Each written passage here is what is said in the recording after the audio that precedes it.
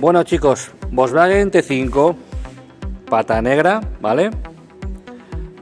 Va muy bien, esta es 1009, pero en este caso, bueno, una avería bastante común en muchas marcas de coches, sobre todo Volkswagen. Ahí tenéis el alternador, donde tengo el dedo más o menos. Y ahora os enseño la polea, que metía ruido. Cuando giraba a tope la dirección, sonaba ruido, ¿vale? Y esta es la polea del alternador, como os digo, que es embragable, o llamarla como queráis, que el cometido que esto es que regula, digamos, las vibraciones que genera la correa cuando va en marcha. Pues la correa transmite unas vibraciones y las compensamos desde esta polea, pues embragable, o llamarla como queráis, ¿vale?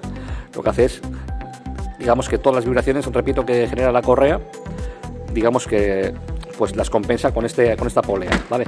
Pero esta polea pues se gripa, se queda agarrotada y deja de funcionar, se queda bloqueada, y lo que hace es que la correa, al quedarse bloqueada, esta polea se queda fija, patina sobre la misma, la correa, no a la vez todo conjunto, repito, se queda bloqueada, y la correa lo que hace es patina sobre la polea bloqueada y genera el típico chirrido cuando forzamos mucho a tope, la dirección en este caso era, ¿vale? Entonces, bueno, que a lo mejor pues os toca cuando giráis a tope el volante, la dirección a tope, sobre todo, y sonéis el típico ruido de correa, ese ruido, pues posiblemente a lo mejor podréis tener fallo en la polea del alternador o algún otro rodillo de apoyo, etcétera, pero suele ser algo muy común que fallen estas poleas, ¿vale?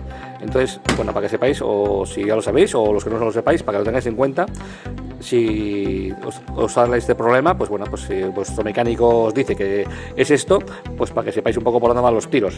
Dejadme en comentarios si queréis, si habéis cambiado alguna vez alguna en vuestro coche, seguramente que sí.